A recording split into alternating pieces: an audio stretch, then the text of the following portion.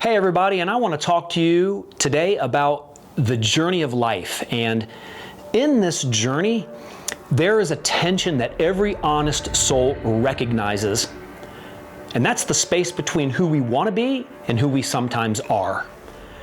Now, we know the good that we should do, and yet we find ourselves doing the very thing we wish we wouldn't.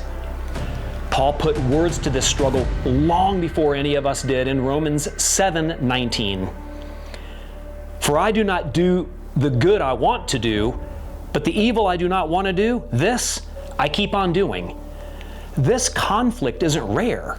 It isn't weakness. It's the shared ache of the human condition. Life is often compared to a race, but not all races are worth winning. Speed means little if integrity is lost. A race without rules has no meaning, and a victory gained without honor is hollow. What gives the race its value is not where we finish, but how we run. 1 Corinthians 9:24 says, "Run in such a way to get the prize."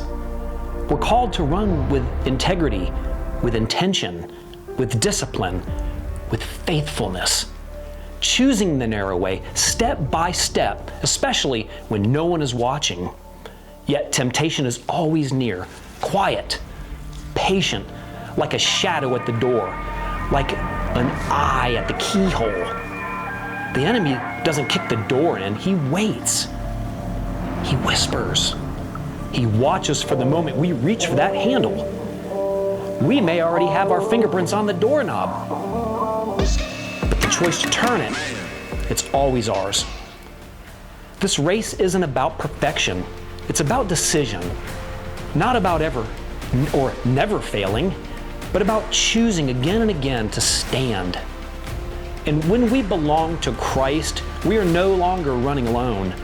We're strengthened to resist what once mastered us, redirected toward an eternal crown, one that does not fade, disappoint, or demand the loss of our soul.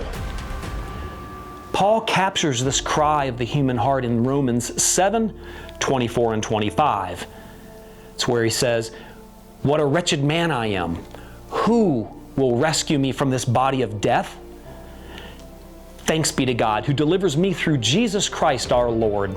Now comes the moment that can't be avoided. What do your choices reveal about who you are becoming? How many times have you said, just one more time? How long have you carried that quiet weight? The guilt, the isolation, the exhaustion, hoping no one notices? Sin always promises relief, and it never delivers freedom. And the longer that door stays open, the harder it becomes to close. This is not a moment for delay, not because you're being pressured, but because your heart already knows the truth. Change doesn't happen someday. It happens the moment that you decide enough is enough. Christ stands at that door, not with condemnation, but with grace, not with shame, but with restoration. He will not force his way in. The door only opens from the inside. So don't wait for a better version of yourself. Don't wait until you feel worthy, stronger, or ready. This is the moment. This is the step. Open the door. Invite Christ in and begin the race the way it was always meant to be run.